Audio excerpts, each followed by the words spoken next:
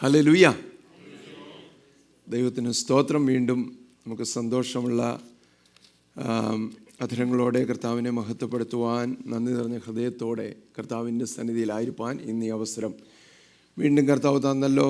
വളരെ പ്രാർത്ഥനയോടെ നമുക്ക് ആയിരിക്കാം. രാവിലെ ബൈബിൾ സ്റ്റഡിയിൽ കർത്താവ് നമ്മെ അനുഗ്രഹിക്കുമാറാകട്ടെ. നമ്മൾ ദൈവത്തെ പ്രസാദിപ്പിക്കുന്ന വിശ്വാസത്തെക്കുറിച്ച് കഴിഞ്ഞ ദിവസങ്ങളിൽ സംസാരിച്ചുകൊണ്ടിരിക്കുകയായിരുന്നു. ഇന്ന് രാവിലെ ഭാഗം കംപ്ലീറ്റ് ചെയ്യാൻ എനിക്ക് താല്പര്യമുണ്ട്. നമുക്ക് പ്രാർത്ഥനയോടെ ആയിരിക്കാം. എബ്രായ ലേഖനം 11-ാം അധ്യായത്തിൻ്റെ 6-ാം വാക്യം വായിച്ചാണ് നമ്മൾ തുടങ്ങിയത്. എബ്രായർ 11:6 ഒന്നുകൂടെ വായിക്കുന്നതിൽ തെറ്റൊന്നുമില്ല. ദൈവത്തിൻ്റെ വചനമാണ്. അത് വായിക്കുമ്പോൾ തന്നെ പ്രത്യേകമായ ദൈവത്തിൻ്റെ കൃപ നമ്മുടെ മേൽ ഉണ്ടാകുമല്ലോ. അതുകൊണ്ട് ഒരിക്കൽ കൂടെ നമുക്ക് വായിക്കാം. എബ്രായ ലേഖനം 11-ാം അധ്യായം അതിൻ്റെ 6-ാമത്തെ വാക്യം. എന്നാൽ വിശ്വാസം കൂടാതെ ദൈവത്തെ പ്രസാദിപ്പിപ്പാൻ കഴിയുന്നതല്ല. ദൈവത്തിൻ്റെ അടുക്കൽ വരുന്നവൻ ദൈവമുണ്ട് എന്നും തന്നെ അന്വേഷിക്കുന്നവർക്ക് പ്രതിഫലം കൊടുക്കുന്നു എന്നും വിശ്വസിക്കേണ്ടതല്ലോ. മതി. Thank you so much. നമ്മൾ കഴിഞ്ഞ ദിവസങ്ങളിൽ ചിന്തിച്ച കാര്യങ്ങൾ, ഒന്ന് ദൈവത്തിലുള്ള നമ്മുടെ വിശ്വാസം എന്തല്ല എന്ന് നമ്മൾ കണ്ടു. വിശ്വാസമെന്ന് പലപ്പോഴും നമ്മൾ ധരിക്കുന്നത് വിശ്വാസമായിരിക്കണമെന്നില്ല. വിശ്വാസം എന്തല്ല എന്ന് കണ്ടു. വിശ്വാസം എന്തായിരിക്കണം എന്ന് നമ്മൾ കണ്ടു. പിന്നെ അതിന് ശേഷമായിട്ട് അതിനോടുള്ള ബന്ധത്തിൽ ദൈവത്തെ പ്രസാദിപ്പിക്കുന്ന വിശ്വാസമെന്ന് ദൈവത്തിൻ്റെ വചനത്തിൽ പറയുന്നത് അനേക ഭാഗങ്ങളിൽ നിന്ന് നമ്മൾ ഉദ്ധരിച്ച് നമ്മൾ പഠിക്കുവാൻ തുടങ്ങി. ഒന്ന്, ദൈവത്തെ പ്രസാദിപ്പിക്കുന്ന വിശ്വാസം എന്ന് പറയുന്നത് ദൈവത്തിൽ നമ്മുടെ കണ്ണുകളെ വെച്ചുകൊള്ളുന്ന, ജസ്റ്റ് കീപ്പിംഗ് അവർ ഐസ്, അല്ലേ, focusing our eyes on the Lord, keeping our eyes on God. That is what actually faith is. In any kind of situation, ഏതൊരു സാഹചര്യം വന്നാലും ഏത് പ്രയാസം വന്നാലും അതിൻ്റെ മധ്യത്തിൽ just keeping our eyes on the Lord. And that is what faith is actually. And that is the kind of faith that pleases God. അങ്ങനെയുള്ള വിശ്വാസമാണ് ദൈവത്തെ പ്രസാദിപ്പിക്കുന്നത്. ദൈവത്തിൽ നമ്മുടെ കണ്ണുകളെ വെച്ചുകൊള്ളുക. രണ്ടാമത്തെ കാര്യം നമ്മൾ കണ്ടത്, ദൈവത്തെ പ്രസാദിപ്പിക്കുന്ന വിശ്വാസം എന്ന് പറഞ്ഞാൽ അവൻ്റെ വചനത്തിലുള്ള വിശ്വാസമാണ്.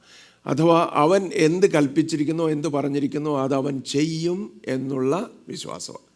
ഓരോ പ്രാവശ്യവും ദൈവത്തിൻ്റെ വചനം വായിക്കുമ്പോൾ നമുക്കുള്ള വാഗ്ദത്തങ്ങൾ ഒക്കെ കാണുമ്പോൾ അത് ഏറ്റെടുക്കാൻ കഴിയണം. നമ്മോട് തന്നെ പറയണം, ഇത് ദൈവത്തിൻ്റെ വചനമാണ്, ദൈവം സംസാരിച്ചിട്ടുള്ളതാണ്, ഇതിൻ പ്രകാരം ദൈവം ചെയ്യും, ദൈവം തൻ്റെ വചനത്തെ നിറവേറ്റും. ദൈവത്തിന് സ്തോത്രം. അവന് പറഞ്ഞ വാക്ക് ലംഘിക്കുവാൻ അവന് കഴിയുകയില്ല.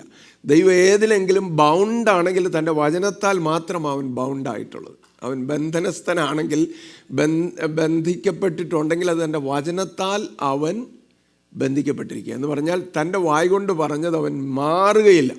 ദൈവത്തിന് അനേക പ്രാവശ്യം പറഞ്ഞിട്ടുള്ള, ഞാൻ അവിടെ നിൽക്കുന്നില്ല. ദൈവത്തിന് സ്തോത്രം. അപ്പം ദൈവം എന്ത് കൽപ്പിച്ചിട്ടുണ്ടോ, എന്തോ പറഞ്ഞിട്ടുണ്ടോ അതവൻ നിറവേറ്റും. കാരണം വ്യാജം പറവാൻ അവൻ മനുഷ്യൻ അല്ല, അനുതപിപ്പാൻ അവൻ മനുഷ്യപുത്രനും അല്ല. ദൈവത്തിന് സ്തോത്രം. മൂന്നാമത്തെ കാര്യം, ദൈവത്തെ പ്രസാദിപ്പിക്കുന്ന വിശ്വാസമെന്ന് പറയുന്നത് ദൈവത്തിൻ്റെ വാഗ്ദത്തങ്ങളിൽ നമ്മൾ അടിയുറച്ച് വിശ്വസിക്കുന്നത് എന്ന് പറഞ്ഞാൽ ദൈവത്തിൻ്റെ വാഗ്ദത്തങ്ങളിൽ ശരണപ്പെടുന്നതാണ്, അതിൽ നമ്മൾ പൂർണ്ണമായിട്ട് ആശ്രയിക്കുന്നതാണ്. ഒരുപാട് കാര്യങ്ങൾ നമ്മൾ കണ്ടു. ദൈവത്തിൻ്റെ വാഗ്ദത്തങ്ങളെന്ന് പറഞ്ഞാൽ ഏതാണ്ട് ജീവിതത്തിൻ്റെ എല്ലാ സാഹചര്യങ്ങളെക്കുറിച്ചും കർത്താവ് വാഗ്ദത്തങ്ങൾ നൽകിയിട്ടുണ്ട്. ആ വാഗ്ദത്തങ്ങളിലുള്ള വിശ്വാസമാണ്. എന്തൊക്കെയാണ് ദൈവം അവൻ നമുക്കൊരു രക്ഷകനെ തരാമെന്ന് വാഗ്ദത്തം ചെയ്തു. തൻ്റെ വാഗ്ദത്ത പ്രകാരം അവൻ ഈ ലോകത്തിൽ കടന്നു വന്നു, നമ്മുടെ പാപങ്ങൾക്കായിട്ട് ക്രൂശിൽ മരിച്ചു, നമ്മെ വീണ്ടെടുത്തു. അല്ലെങ്കിൽ അവനിൽ വിശ്വസിക്കുന്നവർക്ക് വീണ്ടെടുപ്പ് നൽകുവാനായി അവൻ ക്രൂശിൽ മരിച്ചു. അവൻ തൻ്റെ പുത്രൻ ചെയ്യാൻ പോകുന്ന ശുശ്രൂഷകളെക്കുറിച്ചുള്ള വാഗ്ദത്തങ്ങൾ തന്നിട്ടുണ്ടായിരുന്നു. തകർന്നവരെ വീണ്ടും പണിയുവാനും, മുറിഞ്ഞവരെ മുറിവ് കെട്ടുവാനും, രോഗികൾക്ക് സൗഖ്യം നൽകുവാനും, ആത്മാക്കൾക്ക് വിടുതലും ഉദ്ധാരണവും കൽപ്പിക്കുവാനും, വീണ്ടെടുപ്പ് നൽകുവാനും എല്ലാം ഉള്ള വാഗ്ദത്തങ്ങളുണ്ടായിരുന്നു. അതിനെയെല്ലാം കർത്താവ് നിറവേറ്റിക്കൊണ്ട് മുന്നോട്ട്. നമ്മുടെ പാപങ്ങൾ കഴുകി പാപങ്ങൾ നമ്മെ വീണ്ടെടുക്കാമെന്ന് ദൈവം വാഗ്ദത്തം ചെയ്തിട്ടുണ്ട്. ആ വാഗ്ദത്തങ്ങൾ നിറവേറുന്നത് നമ്മൾ കാണുന്നുണ്ട്. ദൈവത്തിന് നമ്മുടെ തന്നെ ജീവിതത്തിൽ അത് നമ്മൾ കണ്ടു. യെശയ്യാ പ്രവാചകൻ്റെ പുസ്തകത്തിൽ എഴുതിയിരിക്കുന്ന, വരുവിൻ നമുക്ക് തമ്മിൽ വാദിക്കാം, നിങ്ങളുടെ പാപം രക്താംബരം പോലെ, പാപങ്ങൾ കടിഞ്ചുവപ്പായിരുന്നാലും ഹിമം പോലെ വെളുക്കും, രക്താംബരം പോലെ ചുവപ്പായിരുന്നാലും പഞ്ഞു പോലെ ആയിത്തീരും. അപ്പം ദൈവം വാഗ്ദത്തം ചെയ്തു, നമ്മൾ എത്ര വലിയ പാപികളായിരുന്നാലും നമ്മെ വീണ്ടെടുക്കാം, നമ്മെ വിടുവിക്കാം. കർത്താവ് വാഗ്ദത്തം ചെയ്തു. വാഗ്ദത്തം ചെയ്തു നമ്മോട് കരുണ കാണിക്കാമെന്നുള്ളത്. ദൈവത്തിൻ്റെ വചനം പറയുന്നു, ദിനംതോറും അവൻ്റെ കരുണ പുതിയതാണ്. ദൈവത്തിന് സ്തോത്രം. ഇന്ന് രാവിലെയും അവൻ്റെ കരുണ നമുക്ക് വേണ്ടി പുതിയതായിരുന്നു. അതുകൊണ്ടാണ് ഇന്ന് പകൽക്കാലത്തെ ചലഞ്ചസിനെ നമുക്ക് നേരിടുവാൻ പറ്റുന്നു എങ്കിൽ അതിൻ്റെ കാരണം നമ്മോടുള്ള അവൻ്റെ കരുണ വലിയതായതുകൊണ്ടാണ്, അത് പുതിയതായതുകൊണ്ടാണ്, തീർന്നു പോകാത്തതായതുകൊണ്ടാണ്, അവൻ്റെ വിശ്വസ്തതയ്ക്ക് ഭംഗം വരാത്തത് കൊണ്ടാണ്. ഇന്ന് രാവിലെയും അതുകൊണ്ടാണ് നമുക്ക് ധൈര്യത്തോടെ ദൈവസന്നിധിയിൽ ആയിരിക്കുവാൻ തക്കവണ്ണം കഴിയുന്നത്. അപ്പോൾ ഇവിടെ ഇരിക്കുമ്പോൾ നമ്മൾ ഓർക്കുകയാണ്, we remember his promises to be gracious and compassionate. അല്ലേ, തീർന്നു പോകാത്ത കരുണയുണ്ടല്ലോ, നമ്മുടേത് കാണിച്ചിട്ടുണ്ടല്ലോ, അത് തീർന്നു പോയിട്ടില്ലല്ലോ എന്നോർത്ത് നമ്മൾ കർത്താവിന് മഹത്വം കരയറ്റുകയാണ്. ദൈവത്തിന് സ്തോത്രം. അവൻ വാഗ്ദത്തം ചെയ്തിട്ടുണ്ട്, തൻ്റെ സാന്നിധ്യം തരാം, തൻ്റെ നടത്തിപ്പുകൾ നമുക്ക് നൽകാം എന്ന് അവൻ പറഞ്ഞിട്ടുണ്ട്. ഞാൻ നിന്നോട് കൂടെ ഉണ്ട്, ഭ്രമിച്ചു നോക്കേണ്ട, ഞാൻ നിൻ്റെ ദൈവമാകുന്നു, ഞാൻ നിന്നെ ശക്തീകരിക്കും, ഞാൻ നിന്നെ സഹായിക്കും, എൻ്റെ നീതിയുള്ള വലം കൈ കൊണ്ട് ഞാൻ നിന്നെ താങ്ങും. ദൈവത്തിന് സ്തോത്രം. അനേക വാഗ്ദത്തങ്ങളുണ്ട്. Promises of renewal of our strength. നമ്മൾ ശക്തിയൊക്കെ നഷ്ടപ്പെട്ട് ഓജസ്സും ശക്തിയും എല്ലാം കുറഞ്ഞ് നമ്മൾ വളരെ ശക്തിഹീനരായി എന്ന് തോന്നുമ്പോൾ കർത്താവിൻ്റെ വാഗ്ദത്തം നമുക്കുണ്ട്, നമ്മുടെ ശക്തിയൊക്കെ പുതുതാക്കാമെന്ന്, നമ്മെ പുതുതാക്കാമെന്ന്. യെശയ്യാ പ്രവചനം 40-ാം അധ്യായത്തിൻ്റെ 31-ാമത്തെ വാക്യം, യഹോവയെ കാത്തിരിക്കുന്നവർ ശക്തിയെ പുതുക്കും, അവർ കഴുകന്മാരെ പോലെ ചിറകടിച്ച് കയറും, തളർന്നു പോകാതെ ഓടും, ക്ഷീണിച്ചു പോകാതെ നടക്കും. അവൻ പറഞ്ഞിട്ടുണ്ട്, നമ്മെക്കുറിച്ച് തനിക്കൊരു നിർണയമുണ്ട്, നിർണയത്തിൻ്റെ വാഗ്ദത്തം, ഒരു പർപ്പസിൻ്റെ വാഗ്ദത്തം. സൈന്യങ്ങളുടെ യഹോവ നിർണയിച്ചിരിക്കുന്നു, അത് ദുർബലമാക്കുന്നവനാര്? അവൻ്റെ കൈ നീട്ടിയിരിക്കുന്നു, അത് മടക്കുന്നവനാര്? കർത്താവ് നിർണയിച്ചിട്ടുണ്ട് എന്നെക്കുറിച്ചും നിങ്ങളെക്കുറിച്ചും. ദൈവത്തിന് സ്തോത്രം. നമ്മൾ സഹകരിക്കുമെങ്കിൽ, നമ്മൾ അനുസരിക്കുമെങ്കിൽ, നമ്മൾ പിൻപറ്റുമെങ്കിൽ, നമ്മൾ ഏറ്റെടുക്കുമെങ്കിൽ അതിൽ നിന്ന് നമ്മെ മാറ്റിക്കളയുവാൻ ആർക്കും കഴിയില്ല. കാരണം കർത്താവ് നിർണയിച്ചിട്ടുണ്ട്. ദൈവത്തിന് സ്തോത്രം. അതിന് മാറ്റം വരുത്താൻ പറ്റുന്നത് നമ്മൾ മാത്രമേ ഉള്ളൂ. നമ്മൾ അനുസരിച്ചില്ല എങ്കിൽ, നമ്മൾ അവൻ്റെ വഴിയെ നടന്നില്ലെങ്കിൽ, അവൻ്റെ വചനം കേട്ടില്ലെങ്കിൽ ആ പർപ്പസ് ഫുൾഫിൽ ചെയ്യാതെ പോകും. ദൈവത്തിന് സ്തോത്രം. ഏറ്റവും പ്രധാനപ്പെട്ട ഒരു കാര്യം പറഞ്ഞ ആ ഭാഗം ഞാൻ വിടുകയാണ്. ദൈവത്തെ പ്രസാദിപ്പിക്കുന്ന വിശ്വാസം എന്ന് പറയുന്ന വാസ്തവത്തിൽ ഒരു റിലേഷൻഷിപ്പാണ്. അതെത്ര പേര് മനസ്സിലാക്കും? The God pleasing faith is A relationship.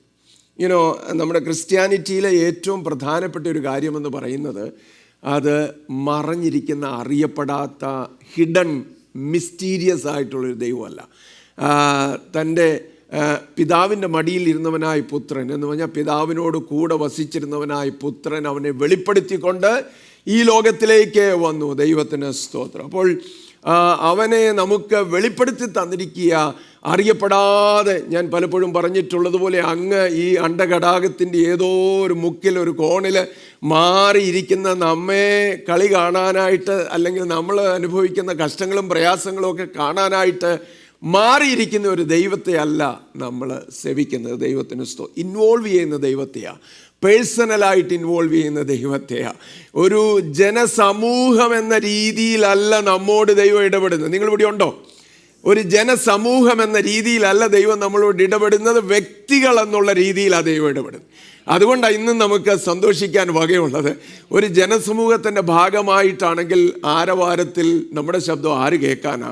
ആൾക്കൂട്ടത്തിൽ തനിയെ എന്ന് പറഞ്ഞതുപോലെ നമ്മളായിപ്പോവും, അല്ലേ? അങ്ങനെയല്ല, നമ്മളിൽ ഓരോരുത്തരെയും നമ്മെ വ്യക്തമായിട്ട് അറിയുന്നവനാ നമ്മുടെ ദൈവം. നമ്മുടെ പേരറിയുന്നവൻ, നമ്മുടെ സാഹചര്യങ്ങൾ അറിയുന്നവൻ, നമ്മൾ കടന്നു പോകുന്ന വേദനകൾ അറിയുന്നവൻ, ഇന്നത്തെ സാഹചര്യങ്ങൾ അറിയുന്നവൻ. അങ്ങനെയുള്ള ഒരു ദൈവത്തെയാണ് നമ്മൾ സേവിക്കുന്നത്. ദൈവത്തിന് സ്തോത്രം. ഹല്ലേലൂയ. അതുകൊണ്ട് തന്നെ ഒരു റിലേഷൻഷിപ്പിലേക്കാണ് വരുന്നത്. മുസ്ലിങ്ങളൊക്കെ പറയുന്നത് ദൈവം എന്ന് പറയുന്ന അൽ ഗാലിബ് എന്ന് പറഞ്ഞാൽ ദ ഹിഡൻ വൺ എന്ന് പറയും, മറഞ്ഞിരിക്കുന്നവനാ. നമ്മുടെ ദൈവം അങ്ങനെയല്ല, തന്നെ വെളിപ്പെടുത്തുന്നവനാ, നമ്മളുമായിട്ട് ബന്ധപ്പെടുന്നവനാ, നമ്മുടെ കരം പിടിക്കുന്നവനാ, നമ്മുടെ കഷ്ടങ്ങൾ അറിയുന്നവനാ, നമ്മുടെ വേദനകൾ അറിയുന്നവനാ, നമ്മോട് കൂടെ നടക്കുന്നവനാ. അങ്ങനെ ഒരു ദൈവത്തെയാണ് നമ്മൾ സേവിക്കുന്നത്. അതുകൊണ്ട് തന്നെയാണ് നമ്മൾ സന്തോഷിച്ച് കർത്താവിന് മഹത്വം കരേറ്റുന്നത്. അപ്പം ദൈവത്തെ പ്രസാദിപ്പിക്കുന്ന വിശ്വാസം എന്ന് പറയുന്നത് ഈ വ്യക്തിപരമായൊരു ബന്ധത്തിലേക്ക് വരുന്നതാണ്. സ്തോത്രം. എബ്രായലേഖനം 11-ാം അധ്യായത്തിൽ പറയുന്ന മുഴുവൻ അങ്ങനെ വ്യക്തികളുടെ ദൈവമായ ദൈവത്തെക്കുറിച്ചാണ്. ഓരോ വ്യക്തികളുടെയും പേരെടുത്ത് പറഞ്ഞിട്ട് അവരുടെ ദൈവം, അവരുടെ ദൈവം, അവരുടെ ദൈവം. ദൈവത്തിൻ്റെ വചനത്തിൽ പറയുന്നുണ്ട് അനേക സ്ഥലങ്ങളിൽ. മത്തായി സുവിശേഷം 22:32 ഒന്ന് വായിക്കാമോ? മത്തായി 22:32.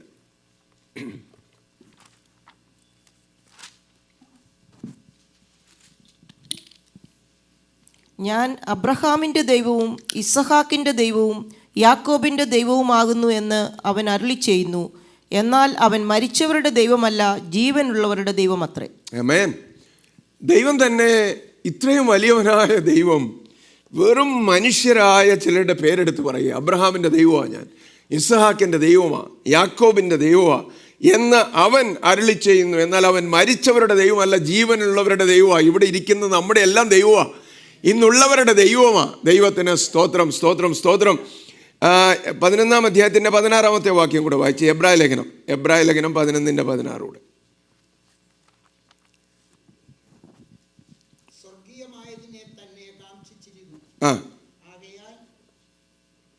വായിച്ചു. അവരോ അധികം നല്ലതിനെ സ്വർഗീയമായതിനെ തന്നെ കാക്ഷിച്ചിരുന്നു. ആകയാൽ ദൈവം അവരുടെ ദൈവമെന്ന് വിളിക്കപ്പെടുവാൻ ലജ്ജിക്കുന്നില്ല.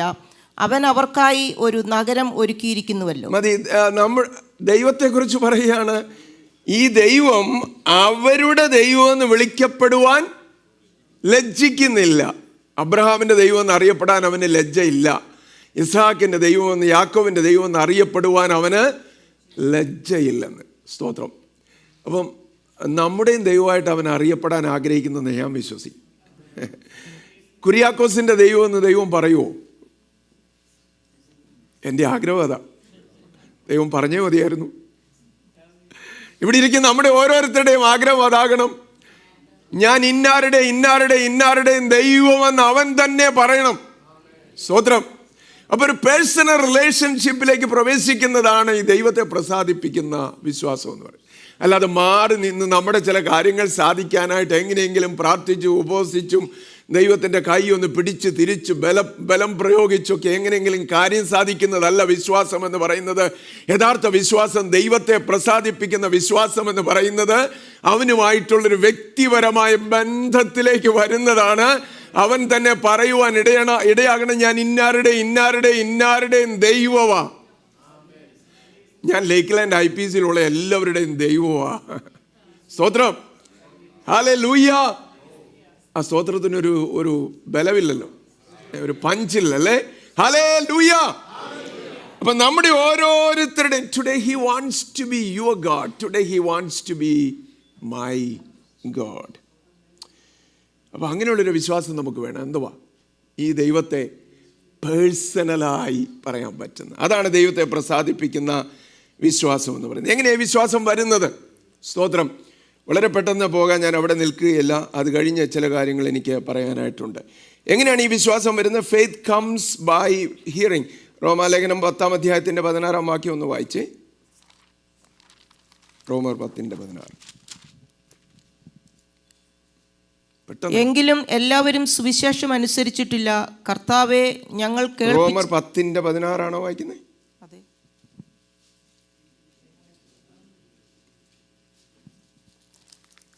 ഓക്കെ, അടുത്തും ഉള്ളതൊന്ന് വായിച്ചേ.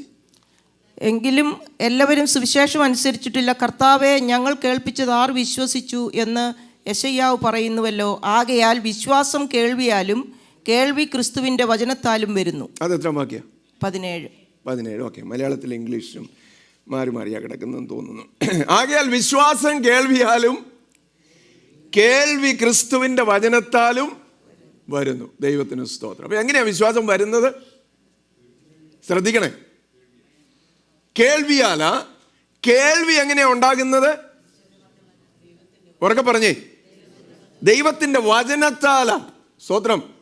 അപ്പം കേൾവി ദൈവത്തിൻ്റെ വചനത്താലാണ്. ദൈവത്തിൻ്റെ വചനം കേൾക്കുമ്പോഴാ വിശ്വാസം ഉണ്ടാകുന്നത്. ദൈവത്തിൻ്റെ വചനം കേൾക്കാൻ താല്പര്യമില്ല, പിന്നെ എങ്ങനെ വിശ്വാസം ഉണ്ടാകും? വിശ്വാസമില്ല, പിന്നെ എങ്ങനെ ദൈവത്തെ പ്രസാദിപ്പിക്കും? അതുകൊണ്ടാണ് ദൈവത്തിൻ്റെ വചനം പ്രാധാന്യമാണെന്ന് പറയുന്നത്. എപ്പോഴും ദൈവത്തിൻ്റെ വചനത്തിൻ്റെ പ്രാധാന്യം ഊന്നി പറയുന്നതിൻ്റെ കാര്യമെന്ന് പറയുന്നത് ദൈവത്തിൻ്റെ വചനത്തിൻ്റെ കേൾവി എത്രയോ പ്രാധാന്യമുള്ളതാണ്. ദൈവത്തിന് വിശ്വാസം കേൾവിയാലും, കേൾവി ക്രിസ്തുവിൻ്റെ വചനത്താലും വരുന്നു. സ്തോത്രം. അതേ അധ്യായത്തിൽ നിന്ന് 14-ാമത്തെ വാക്യം, 16, 17, 14-ാം വാക്യം കൂടെ വായിച്ചേ.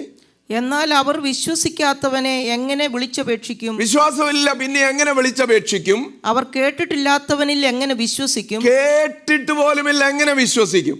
പ്രസംഗിക്കുന്നവനില്ലാതെ എങ്ങനെ കേൾക്കും? പ്രസംഗിക്കുന്നവനില്ലാതെ എങ്ങനെ കേൾക്കും? ആരും അയക്കാതെ എങ്ങനെ പ്രസംഗിക്കും? ആരും അയക്കാതെ എങ്ങനെ പ്രസംഗിക്കും? ഒരു പ്രസംഗകനാണല്ലോ എന്നുള്ളതിൽ അഭിമാനം തോന്നുന്ന ഒരു സന്തോഷം തരുന്നൊരു വാക്യം കൂടിയായത്. വിശ്വസിക്കാത്തവനെ എങ്ങനെ വിളിച്ചപേക്ഷിക്കും? കേട്ടിട്ടില്ലാത്തവനിൽ എങ്ങനെ വിശ്വസിക്കും? പ്രസംഗിക്കുന്നവനില്ലാതെ എങ്ങനെ കേൾക്കും? ആരും അയക്കാതെ എങ്ങനെ പ്രസംഗിക്കും? അപ്പം വിശ്വാസം ഉണ്ടാകുന്നത് ദൈവത്തിൻ്റെ വചനത്തിൻ്റെ കേൾവിയാൽ. കേൾവി ക്രിസ്തുവിൻ്റെ വചനത്താലാണ് വരുന്നത്, അല്ലേ? ഈ ക്രിസ്തുവിൻ്റെ വചനത്തിൻ്റെ കേൾവി നമ്മിൽ വിശ്വാസം ഉളവാക്കുകയാണ്. അതുകൊണ്ട് ദൈവത്തിൻ്റെ വചനം കേൾക്കാൻ എപ്പോഴും കാത് കൂർപ്പിച്ചിരുന്നോണം, ഹൃദയത്തെ ട്യൂൺ ചെയ്തിരുന്നോണം. മറ്റ് അനാവശ്യ കാര്യങ്ങൾ, താൽക്കാലിക കാര്യങ്ങൾ, പ്രാധാന്യമില്ലാത്ത കാര്യങ്ങൾ വന്ന് ദൈവത്തിൻ്റെ വചനത്തിൻ്റെ കേൾവിയെ ഇല്ലാതാക്കാൻ ഇടയാകരുത്. ശ്രദ്ധിക്കണേ. ഈ ഉപരിതലത്തിൽ കിടന്ന വിത്തുണ്ടല്ലോ, അങ്ങോട്ട് പോയ വഴിക്ക് കയ്യിൽ നിന്ന് വീണു പോയതായിരിക്കാം, അല്ലേ? വിതയ്ക്കുന്നവൻ വിതയ്ക്കാൻ പുറപ്പെട്ട് വിതച്ചുകൊണ്ടിരിക്കുമ്പോൾ ചിലത് വഴിയരികെ വീണു, അല്ലേ? വഴിയരികിൽ വീണു. അത് ഉപരിതലത്തിൽ, അതും വിതയുടെ ഭാഗമായിട്ട് സംഭവിച്ചതാ. പക്ഷേ ആ വിത്ത് അവിടെ കിടക്കുകയായിരുന്നു. അത് ഉപരിതലത്തിൽ തന്നെ കിടന്ന് അടിയിലേക്ക് ഇറങ്ങുവാൻ അതിന് കഴിഞ്ഞില്ല. അതുകൊണ്ട് കിളികൾ വന്ന് കൊത്തിക്കൊണ്ട് പോയെന്ന. അന്നും ഇന്നും അത് നടക്കുന്നുണ്ട്. വിത നടക്കുന്നുണ്ട്, പക്ഷേ ഇത് വിത്ത് താഴേക്ക് ഇറങ്ങുന്നില്ല. ഉപരിതലം ഇങ്ങനെ കട്ടിയായിട്ട് കിടക്കുകയാ. ഒരുപാട് പ്രജുഡീസസ്, ഒരുപാട് മുൻവിധികൾ, ഒരുപാട് പ്രത്യേക താല്പര്യങ്ങൾ, സ്ഥാപിത താല്പര്യങ്ങൾ, താല്പര്യമില്ലാഴിക ഒക്കെ കൊണ്ട് ദൈവത്തിൻ്റെ വചനത്തിൻ്റെ കേൾവിയോട് താല്പര്യമില്ല. അങ്ങനെ ആയിക്കഴിയുമ്പം ദൈവത്തിന് സ്തോത്രം, വചനത്തിനൊന്നും ചെയ്യാൻ പറ്റാതെ വരും. താഴേക്ക് ഇറങ്ങുകയില്ല. റോക്കി സോയിലുണ്ട്, അല്ലേ?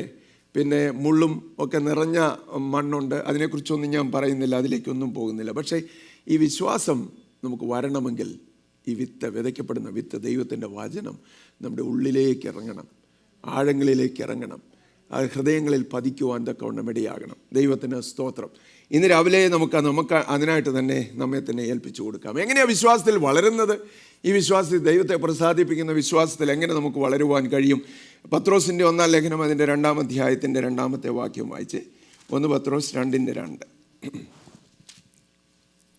ഇപ്പോൾ ജനിച്ച ശിശുക്കളെ പോലെ രക്ഷയ്ക്കായി വളരുവാൻ വചനമെന്ന മായമില്ലാത്ത പാൽ കുടിപ്പാൻ വാഞ്ചിപ്പീൻ. മതി, താങ്ക് യു. സകല ദുഷ്ടതയും എല്ലാ ചതിയും വ്യാജഭാവവും അസൂയയും എല്ലാ നുണയും നീക്കിക്കളഞ്ഞ് ഇപ്പോൾ ജനിച്ച ശിശുക്കളെ പോലെ രക്ഷയ്ക്കായി വളരുവാൻ വചനമെന്ന മായമില്ലാത്ത പാൽ കുടിപ്പാൻ. മായമില്ലാത്ത ഒരു പാല്. പൗലൂസ് പറയുന്നു, ഞങ്ങളിത് അഡൾട്ടറേറ്റ് ചെയ്യാൻ ഒരിക്കലും ശ്രമിച്ചിട്ടില്ല, അല്ലേ? കൊരിന്ത്യ ലേഖനത്തിൽ കൊരിന്ത്യരോട് പൗലൂസ് പറയുന്നുണ്ട്, ഞാൻ എൻ്റെ ഹിഡൻ അജണ്ട ഒന്നും ദൈവത്തിൻ്റെ വചനത്തിൽ കൂട്ടിച്ചേർക്കാനായിട്ട്, ദൈവത്തിൻ്റെ വചനത്തിൽ കൂട്ടിച്ചേർക്കാതെ, ഉപായം പ്രയോഗിക്കാതെ വചനത്തെ ഞാൻ പ്രസംഗിച്ചെന്നാണ് പറയും. അപ്പം എല്ലാ നുണയും, സകല ദുഷ്ടതയും, വ്യാജഭാവവും, ചതിവും, അസൂയയും എല്ലാം നീക്കിക്കളഞ്ഞിട്ട് വിശ്വാസത്തിൽ വളരണമെങ്കിൽ ഏറ്റവും വലിയ ആഗ്രഹം എപ്പോഴും നമ്മുടെ ജീവിതത്തിൽ ഉണ്ടായിരിക്കണം. എന്തുവാ? ഇപ്പോൾ ജനിച്ച ശിശുക്കളെ പോലെന്ന് പോലുമല്ല പറഞ്ഞിരിക്കുന്നത്. ഇപ്പോൾ ജനിച്ച ശിശുവിന് പാലല്ലാതെ വേറെ ഒന്നും ആശ്രയിക്കാനില്ല. ഇപ്പോൾ ജനിച്ച ശിശുക്കളെ പോലെ രക്ഷയ്ക്കായി വളരുവാൻ വചനം എന്ന മായമില്ലാത്ത പാൽ കുടിപ്പാൻ വാഞ്ചിക്കുവിൻ. സ്തോത്രം. രക്ഷയ്ക്കായി വളരണമെങ്കിൽ D.L. മൂഡി എന്ന ദൈവത്തിൻ്റെ ദാസനാ പറഞ്ഞത്, Bible is not given to increase your knowledge but to change our lifes. ദൈവത്തിന് നൽകപ്പെട്ടിരിക്കുന്നത് നമ്മുടെ അറിവ് വർദ്ധിപ്പിക്കാനല്ല, പ്രത്യുത നമ്മുടെ ജീവിതത്തെ മാറ്റിമറിക്കാനാണ്. അതുകൊണ്ടാണ് പറയുന്നത്, ഒരുവൻ ക്രിസ്തുവിലായാൽ അവൻ പുതിയ സൃഷ്ടിയാണ്. സ്തോത്രം. നിങ്ങൾ ചിലരെന്ത് തണുത്ത ഭാവത്തോടെയായിരിക്കുന്നു, ഈ അങ്ങോട്ടും ഇങ്ങോട്ടും ഒക്കെ നോക്കിയും, അല്ലേ? What a wonderful example. നോക്കിയിരുന്നേ, എന്നെ ഒന്ന് നോക്കിക്കേ നിങ്ങൾ. സ്തോത്രം, സ്തോത്രം, ഹല്ലേലൂയ. അപ്പം ദൈവത്തിൻ്റെ വചനമെന്ന് പറയുന്നത് നമുക്ക് നൽകപ്പെട്ടിരിക്കുന്ന നമ്മുടെ ജീവിതത്തെ മാറ്റിയെടുക്കാനാ, രൂപാന്തരപ്പെടുത്താനാ. പ്രൊഫഷൻ കൊണ്ടൊരു കാര്യമായി ഇതിനൊരു പ്രൊഫഷനായിട്ട് കൊണ്ട് നടക്കരുത്. വെറുതെ പുറമേ ഉള്ള അഭിനയമായിട്ട് നമ്മളിതിനെ കൊണ്ട് നടക്കരുത്. ഇത് നമ്മുടെ ജീവിതത്തെ മാറ്റിമറിക്കണം, രൂപാന്തരപ്പെടുത്തണം. ദൈവവചനത്തോടുള്ള വലിയ താല്പര്യം നമ്മിൽ ഉണ്ടാകണം. ദൈവത്തിന് സ്തോത്രം. കാരണം ദൈവത്തിൻ്റെ വചനത്തിന് അതുപോലുള്ള ശക്തിയുണ്ട്. ദൈവത്തിൻ്റെ വചനം ജീവനും ചൈതന്യവും ഉള്ളതായി ഇരുവായ്ത്തലയുള്ള ഏത് വാളിനേക്കാളും മൂർച്ചയേറിയതും പ്രാണനെയും ആത്മാവിനെയും സന്ധിമജ്ജകളെയും വേർവിടുവിക്കും വരെയും തുളച്ചു ചെല്ലുവാൻ കഴിയുന്നതുമാകുന്നു. സ്തോത്രം. ദൈവത്തിൻ്റെ വചനത്തിന് ശക്തിയുണ്ട്, അന്നും ഇന്നും ശക്തിയുണ്ട്. ഞാനതിൽ പൂർണ്ണമായിട്ട് വിശ്വസിക്കുന്നു. അതുകൊണ്ട് ദൈവത്തിൻ്റെ വചനത്തിൻ്റെ പ്രസംഗത്തെക്കുറിച്ച്, അത് പഠിപ്പിക്കുന്നതിനെക്കുറിച്ച്, അതിൽ വിശ്വസിക്കുന്നതിനെക്കുറിച്ച്, അത് ആവർത്തിച്ച് പറയുന്നതിനെക്കുറിച്ച് എനിക്ക് ഒരു മടിയുമില്ല. സ്തോത്രം, ഹല്ലേലൂയ. അതുകൊണ്ട് ആ കൊലോസ്യ ലേഖനത്തിലെ അപ്പോസ്തലനായ പൗലോസ് പറയുന്നത്, ക്രിസ്തുവിൻ്റെ വചനം ഐശ്വര്യമായി സകല ജ്ഞാനത്തോടും കൂടെ നിങ്ങളിൽ വസിക്കട്ടെ. നമ്മുടെ പ്രാർത്ഥന അതായിരിക്കണം. ക്രിസ്തുവിൻ്റെ വചനം ഐശ്വര്യമായി സകല ജ്ഞാനത്തോടും കൂടെ നിങ്ങളുടെ ഹൃദയങ്ങളിൽ നിങ്ങളിൽ വസിക്കുമാറാകട്ടെ. എത്ര പേരത് പ്രാർത്ഥിക്കുന്നുണ്ട് ഇന്ന് രാവിലെ? ഡിഗ്രികളൊന്നും ഇല്ലെങ്കിലും കുഴപ്പമില്ലെന്നേ, വലിയ അറിവും വിദ്യാഭ്യാസവും എല്ലാം നല്ലതല്ല, വേണ്ടെന്നല്ല ഞാൻ പറഞ്ഞത്. അതിനേക്കാളൊക്കെ എത്രയോ കാമ്യമാണെന്നറിയാമോ, ആഗ്രഹിക്കത്തക്കതാണെന്നറിയാമോ ദൈവത്തിൻ്റെ വചനം, ക്രിസ്തുവിൻ്റെ വചനം സകല ജ്ഞാനത്തോടും കൂടെ ഐശ്വര്യമായി നിങ്ങളുടെ ഹൃദയങ്ങളിൽ. ഇന്ന് രാവിലെ ഞാൻ സഭയെ അനുഗ്രഹിച്ച് പ്രാർത്ഥിക്കുകയാണ്. ക്രിസ്തുവിൻ്റെ വചനം ഐശ്വര്യമായി നമ്മുടെ എല്ലാവരുടെയും ഹൃദയങ്ങളിൽ വസിക്കുവാൻ തക്കവണ്ണം ഇടയാകട്ടെ. എനിക്കത് ആഗ്രഹം. കർത്താവിൻ്റെ വചനം ഐശ്വര്യമായിട്ട് എൻ്റെ ഹൃദയത്തിൽ വാഴണം. ദൈവത്തിന് സകല ജ്ഞാനത്തോടും കൂടെ, ദൈവത്തിൻ്റെ വചനം നൽകുന്ന ജ്ഞാനത്തോടുകൂടെ, പരിജ്ഞാനത്തോടുകൂടെ അതെന്നിൽ വാഴുവാൻ ഇടയാകണം. ഹല്ലേലൂയ. അങ്ങനെയാ വിശ്വാസം വളരുന്നതെന്ന് പറഞ്ഞു. ഇപ്പോൾ ജനിച്ച ശിശുക്കളെ പോലെ വചനമെന്ന മായമില്ലാത്ത പാൽ കുടിപ്പാൻ വാഞ്ചിപ്പീൻ. എത്ര പേര് ബൈബിൾ റീഡിങ് പ്ലാൻ ഫോളോ ചെയ്യുന്നുണ്ടെന്ന് അറിയത്തില്ല. 3 മാസം കഴിയപ്പോഴത്തേന് ആ പ്ലാൻ നിർത്തിക്കളഞ്ഞ ആരെങ്കിലും ഉണ്ടോയെന്നും എനിക്കറിഞ്ഞുകൂടാ. ഞാൻ ഇവിടെ ചർച്ചിൽ തന്ന പ്ലാൻ നിങ്ങൾ ഫോളോ ചെയ്തില്ലെങ്കിലും കുഴപ്പമൊന്നുമില്ല. പക്ഷേ ദിനം തോറും നിങ്ങൾ ബൈബിൾ വായിക്കുന്നുണ്ടെങ്കിൽ, ഇത് ഈ വർഷം ഒരു പ്രാവശ്യം കൂടെ നമുക്ക് കംപ്ലീറ്റ് ചെയ്യണം കേട്ടോ. ആരെങ്കിലും ഇടയ്ക്ക് വെച്ച് വിട്ടിട്ടുണ്ടെങ്കിൽ, ഒഴിവ് സമയങ്ങൾ ഇഷ്ടം പോലെ നമുക്കെല്ലാം ഉണ്ട്, ചുമ്മാ പറയുന്ന സമയമില്ലെന്ന്. കിട്ടുന്ന സമയമൊക്കെ ദൈവത്തിൻ്റെ വചനം എടുത്തു വെച്ചൊന്ന് വായിക്കാനും ധ്യാനിക്കാനും പഠിക്കാനും ഒക്കെ നോക്ക്. സമയം കണ്ടെത്തണം. അങ്ങനെയാണ്. ഹല്ലേലൂയ. ഞാൻ നിന്റെ വചനം കണ്ടെത്തി ഭക്ഷിച്ചിരിക്കുന്ന സങ്കീർത്തനക്കാരൻ പറയുന്നത്. കണ്ടെത്തണം സമയം വചനത്തിനായിട്ട്, അത് പഠിക്കാനും ധ്യാനിക്കാനും ഉരുവിടാനും. ദൈവം നമ്മെ അനുഗ്രഹിക്കും. അടുത്ത ഭാഗത്തേക്ക് പോകാം. സ്തോത്രം. ഈ ദൈവത്തെ പ്രസാദിപ്പിക്കുന്ന വിശ്വാസം നമ്മളെ കൊണ്ട് എന്തൊക്കെ ചെയ്യിക്കുമെന്ന് നമുക്ക് നോക്കാം. ദൈവത്തെ പ്രസാദിപ്പിക്കുന്ന വിശ്വാസം നമ്മെ കൊണ്ട് എന്തൊക്കെ ചെയ്യിക്കും? 1 എബ്രായ ലേഖനം 11:4 വായിച്ചേ.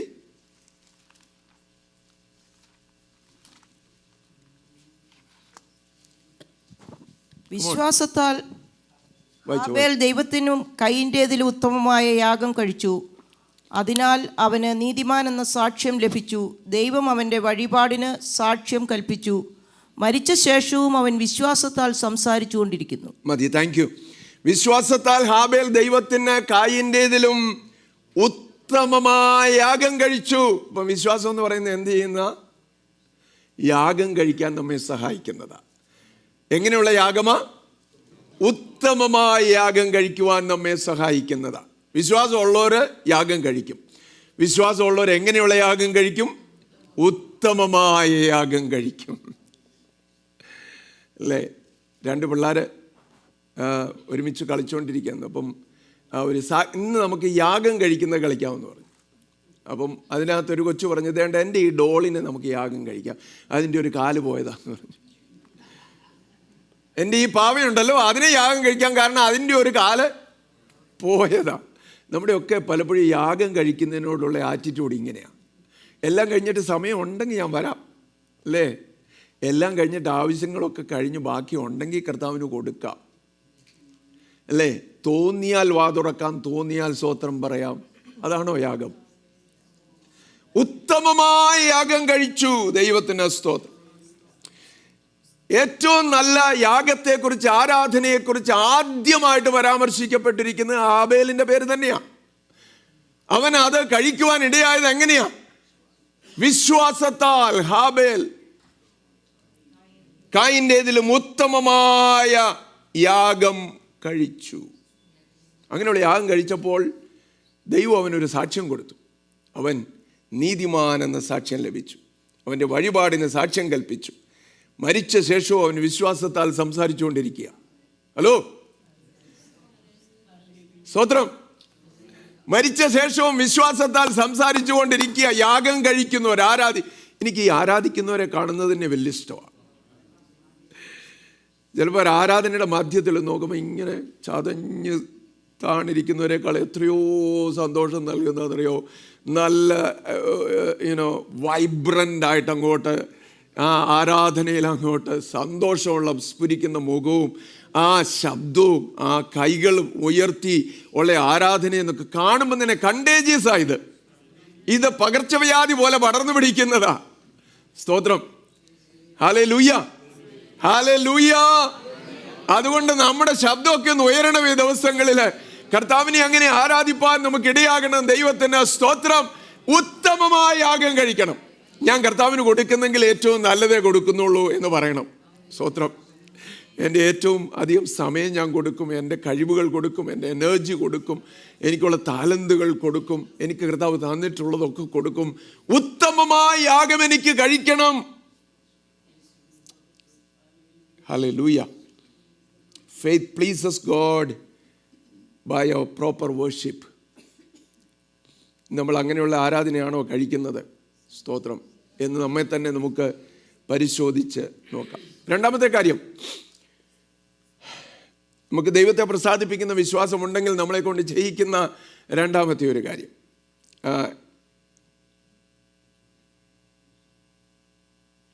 എബ്രായർ ലേഖനം 11-ാം അധ്യായത്തിൻ്റെ 5-ാം വാക്യം വായിച്ച്. എബ്രായർ 11:5. വിശ്വാസത്താൽ ഹാനോക്ക് മരണം കൂടാതെ എടുക്കപ്പെട്ടു.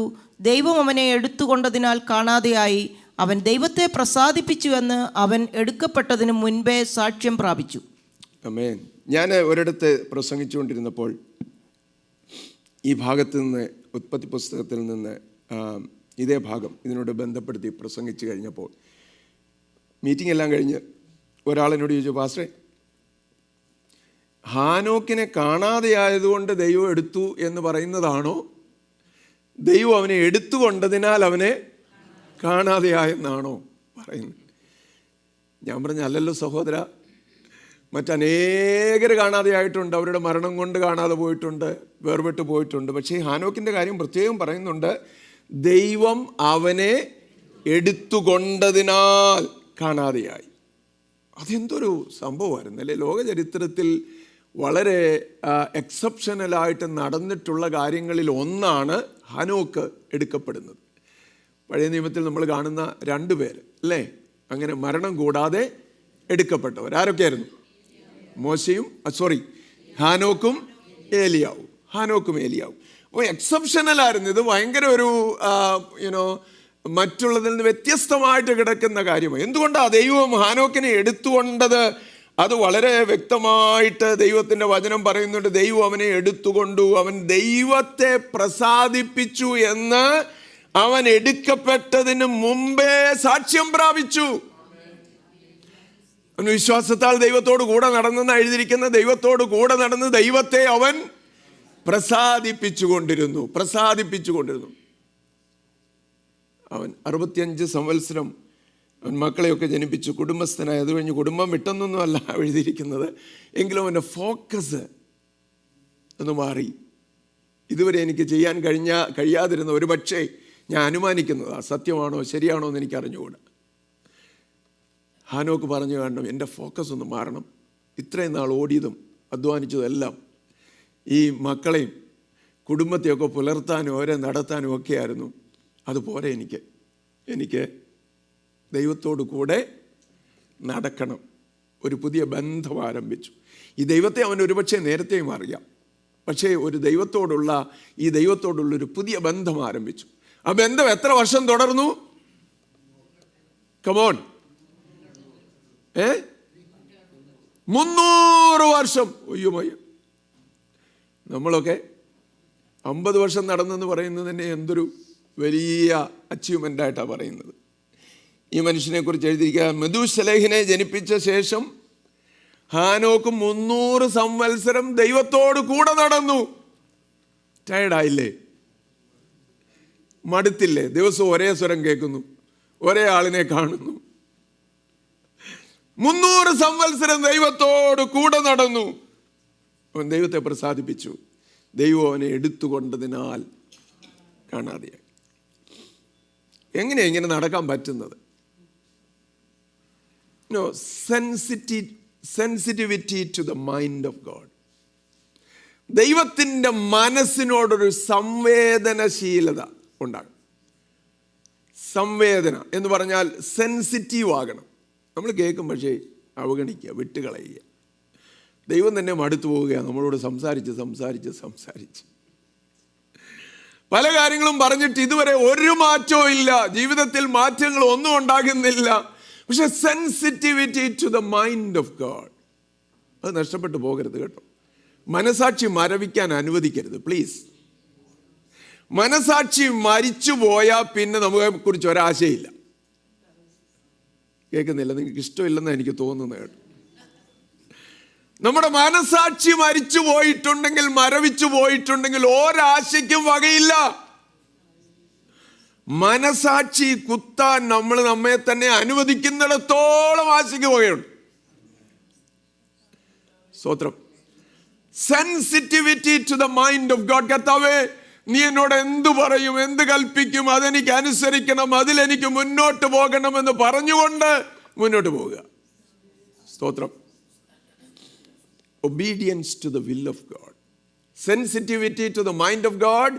Obedience to the will of God. ദൈവത്തിൻ്റെ ഹിതം അനുസരിക്കാനുള്ള, ദൈവത്തിൻ്റെ മനസ്സറിഞ്ഞാൽ മാത്രം മതിയോ? അവൻ്റെ ഹിതം അനുസരിക്കുകയും കൂടെ. ഇതാ ഞാൻ വരുന്നു, പുസ്തക ചുരുളിൽ എന്നെക്കുറിച്ച് എഴുതിയിരിക്കുന്നു. ഇതാ നിന്റെ ഇഷ്ടം ചെയ്യുവാൻ ഞാൻ പ്രിയപ്പെടുന്നു. നീ ചെവികളെ എനിക്ക് തുളച്ചിരിക്കുന്നു. നമ്മുടെ ചെവികളെ തുളയ്ക്കുന്നത് അത് വേറൊരു കോണ്ടെക്സ്റ്റാണ് അല്ലേ? എബ്രായരുടെ ഇടയിൽ, ഇസ്രായേൽ മക്കളുടെ ഇടയിൽ ഒരു ദാസൻ 6 വർഷം സേവിച്ചിട്ട് 7ാമത്തെ വർഷം അവന് സ്വതന്ത്രനായി പോകാൻ പറ്റുന്നതാ. പോകാൻ അവന് മനസ്സില്ലെങ്കിലോ അവൻ പറയാതെ പറയുന്ന ഒരു രീതിയുണ്ട്. എങ്ങനെയാ? വാതിലിന് അടുത്തു പോയി നിൽക്കും. അപ്പോൾ യജമാനൻ ഒരാണി കൊണ്ടുവന്നിട്ട് അവൻ്റെ ചെവിയെ വാതിലിനോട് ചേർത്ത് വെച്ച് തുളയ്ക്കും.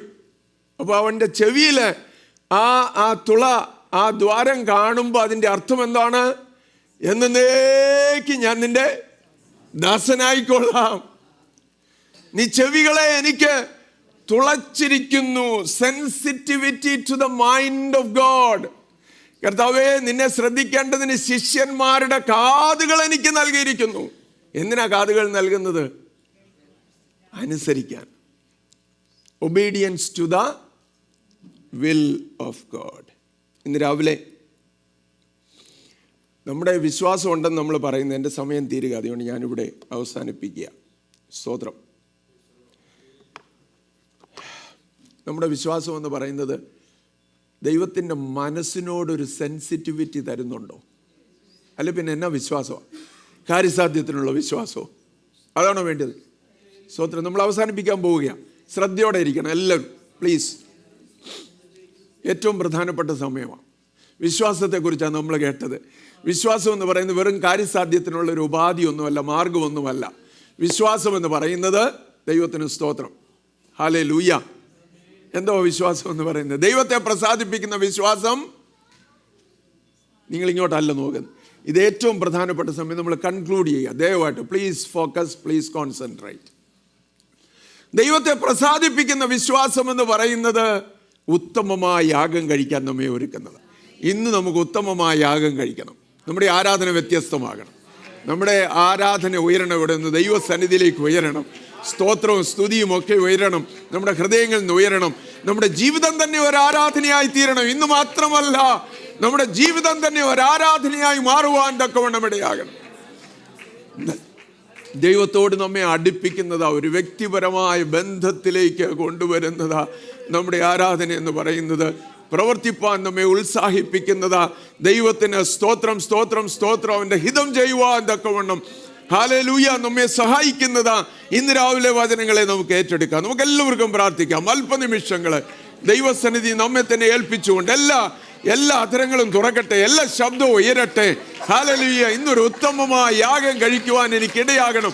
ഹല്ലേലൂയ. അതിനായിട്ട് കർത്താവിനോട് നമുക്ക് പ്രാർത്ഥിക്കാം. Hallelujah. Glory be to God, glory be to God. Hallelujah, hallelujah, hallelujah, hallelujah. Hallelujah. ദൈവത്തിന്